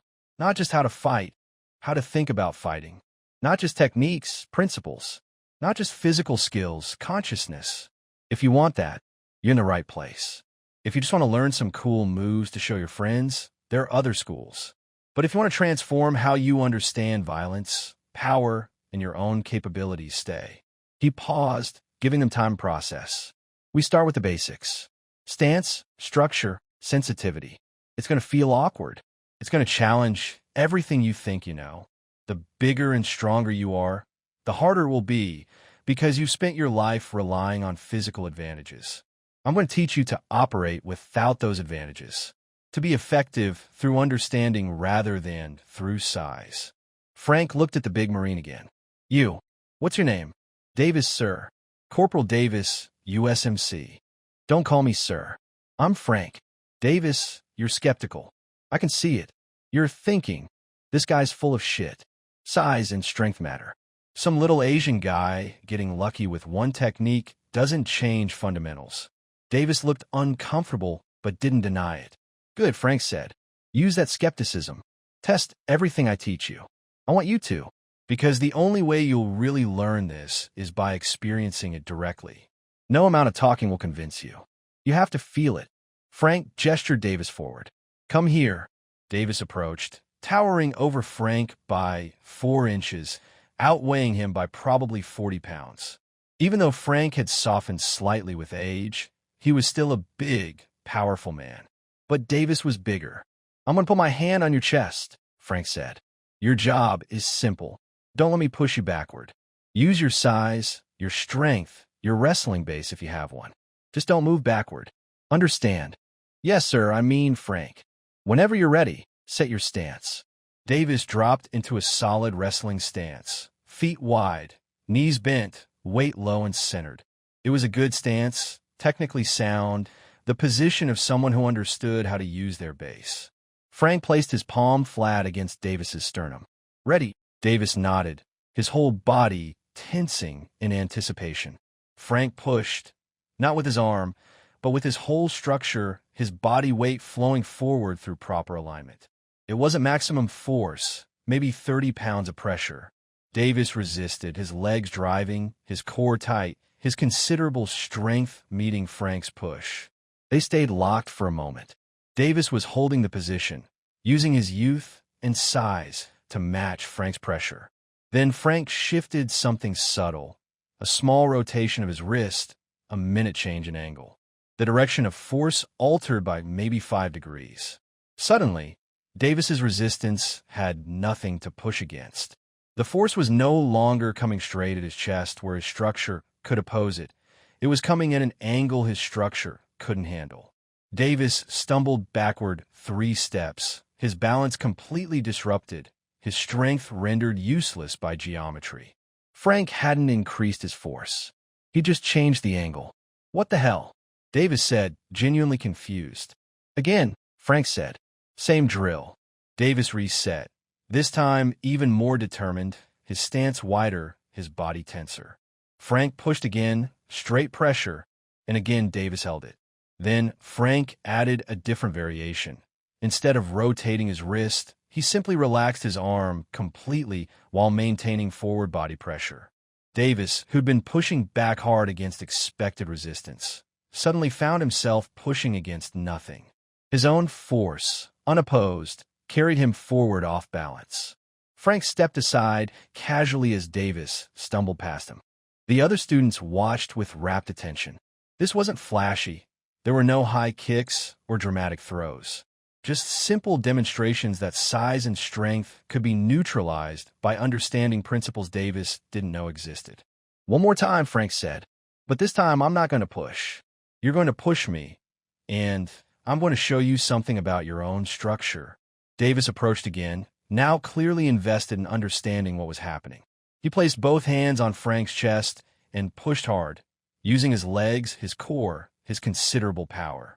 Frank absorbed the push through his structure, his feet not moving, his body settling into the force rather than resisting it. Then he made a small adjustment. His hands came up and touched Davis's elbows, not pushing them, just making contact.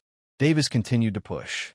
Frank applied gentle upward pressure on Davis's elbows, maybe 5 pounds of force, barely anything. But that tiny pressure disrupted Davis's pushing structure. His elbows wanted to straighten to push effectively, but Frank's hands prevented that.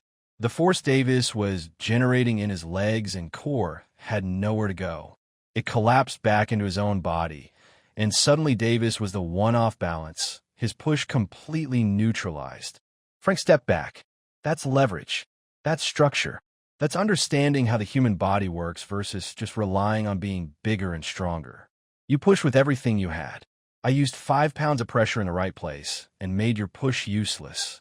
Davis stood there, breathing hard, not from physical exertion, but from mental exertion. His understanding of how pushing worked had just been dismantled. So you're saying size doesn't matter at all? Davis asked, struggling with the implications. No, size matters. Strength matters. Speed matters. All physical attributes matter. But they're not fundamental. Understanding is fundamental. When someone understands structure, leverage, and timing better than you do, your physical advantages become irrelevant. That's what Bruce Lee showed me. That's what I'm offering to show you. Frank addressed the full class again. Everyone find a partner close to your size. We're going to do the same drill. One person pushes, one person receives.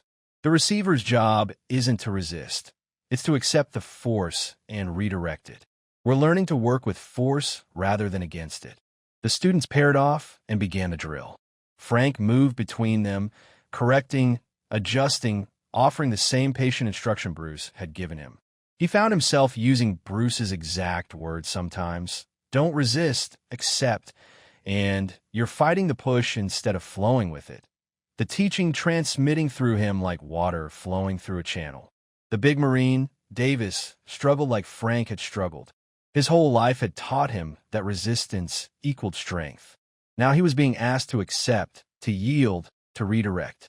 It went against every instinct. Frank spent extra time with him, recognizing his own younger self in this skeptical, powerful man who was about to discover his understanding of combat was incomplete. Davis, Frank said quietly, working with him away from the others. I know this feels wrong. I know every instinct you have is screaming that yielding is weakness. I felt the same thing. But here's what Bruce Lee taught me. There's a difference between yielding and surrendering. Surrendering is giving up. Yielding is accepting reality and working with it instead of against it. How do I learn that? Time, repetition, thousands of hours of feeling this principle in your body until it becomes automatic.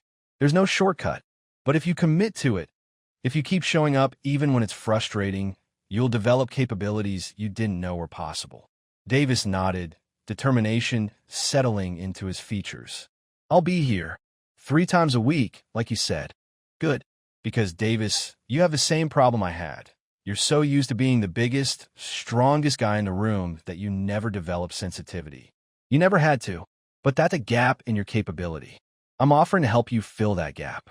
The class continued for 2 hours. By the end, every student was mentally exhausted in a way that physical training never produced.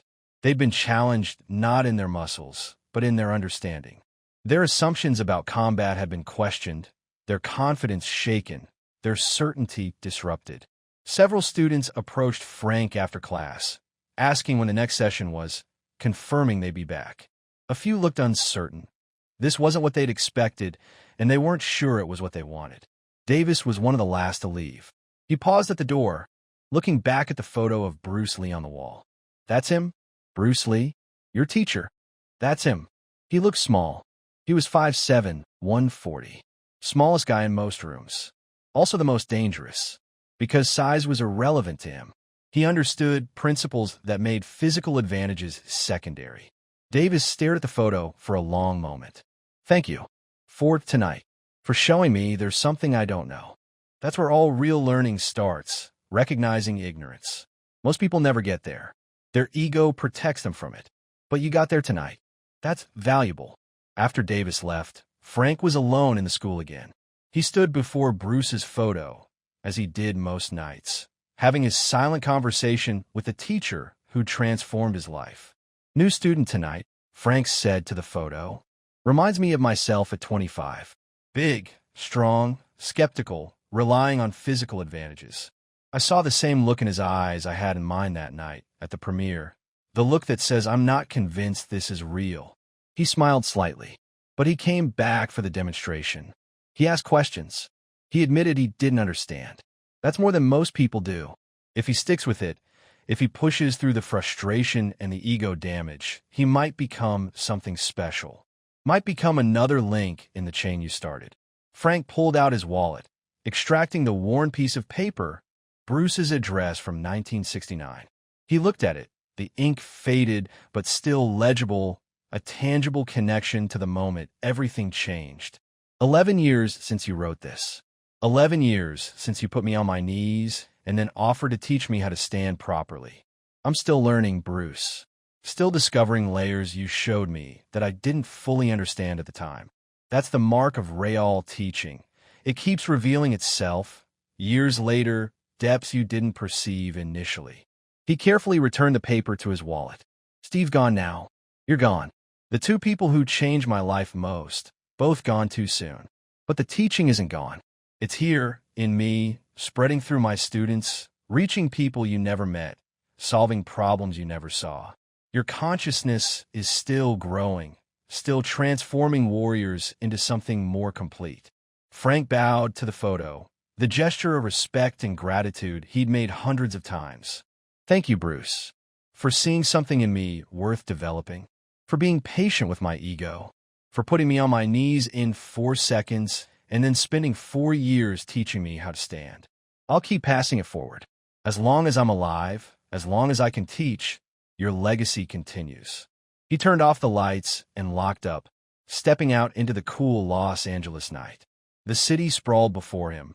Millions of people living their lives, mostly unconscious, mostly running on conditioning and habit. But somewhere in that city, Frank's students were carrying seeds. Consciousness seeds. Awareness seeds. The understanding that real strength included the wisdom to restrain. Those seeds would grow. Some quickly, some slowly, some not at all. But enough would grow to make a difference. To slowly, invisibly, transform how warriors thought about violence, power, and consciousness. That was Bruce Lee's legacy, and Frank Mitchum's responsibility. The work continued. The forest kept growing. And Bruce Lee, dead 7 years, was more alive than ever. Not as a person, but as a principle spreading through everyone who'd received his teaching and was passing it forward. For seconds had changed Frank's life. For years had given him the tools to change others' lives. 40 years from now, someone would be teaching these same principles to a new generation, having learned them from someone who learned from someone who learned from Frank, who learned from Bruce. That was immortality. That was legacy. That was the real meaning of that 4-second encounter in 1969 when a bodyguard grabbed his shoulder he shouldn't have grabbed and learned the most important lesson of his life. Frank Mitchum's final journal entry. December 20th, 1980. Just finished a class with 25 students. Biggest group I've ever had starting out. One of them, Davis, a young Marine, reminds me so much of myself at his age. Big, strong, confident, skeptical. I saw that look in his eyes, the same look I had when I grabbed Bruce's shoulder. The look that says, I'm not convinced size doesn't matter. By the end of class, that look had changed. Not to full belief, that takes time, but to curiosity, to the recognition that maybe there's something here he doesn't understand. That's the seed. Whether it grows depends on him. I think about Bruce every day. 7 years dead, but more present in my life now than some living people. His teaching continues to unfold, revealing layers I didn't see before. That's the mark of true mastery. The teaching keeps teaching, long after the teacher is gone. 800 students over 11 years. Most didn't stick with it. Maybe 50 really got it deeply. Those 50 are now spreading the teaching to others. The mathematics of transmission. Each person teaches a few, who teach a few, who teach a few. Exponential growth, slow but inevitable. In 30 years, there could be thousands of warriors carrying Bruce's consciousness. In 50 years, tens of thousands. Most won't know where it came from. They'll just know it as good tactics or smart training or effective technique. The source will be invisible. But that's okay. Bruce didn't want credit. He wanted transformation. He's getting it. I'm 45 years old. If I live another 30 years, not guaranteed, but possible, I'll keep teaching. Keep spreading consciousness. Keep building that invisible network of aware warriors who understand that real strength is choosing not to use strength. That's how we honor the dead. Not by mourning, but by continuing their work. Bruce put me on my knees in 4 seconds. He spent 4 years teaching me how to stand properly. I'll spend the rest of my life helping others learn the same lesson. The work continues. The forest keeps growing. And somewhere, Bruce Lee is smiling. Not because he's remembered, but because his consciousness is being replicated, spread, perpetuated through people who understand that the highest expression of power is the choice to restrain it. That's immortality. That's legacy. That's why 4 seconds in 1969 will echo through generations. Thank you, Bruce, for everything. The teaching lives on.